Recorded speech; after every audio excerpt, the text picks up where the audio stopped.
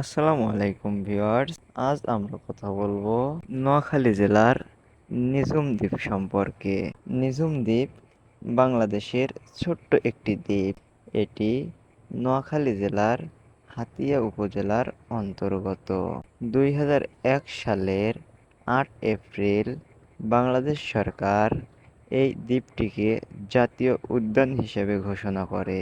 ২০১৩ সালে দ্বীপটি জাহাজমারা ইউনিয়ন হতে পৃথক হয়ে স্বতন্ত্র ইউনিয়নের মর্যাদা লাভ করে। নিঝুম দ্বীপের পূর্ব নাম ছিল ওসমান চর বা বাউলার চর। আবার কেউ কেউ একে ইসামতির চরও বলতো। এখানে প্রচুর ইসা মাছ অর্থাৎ চিংড়ি মাছ পাওয়া যেত বলে একে ইসামতির চরও বলা হতো।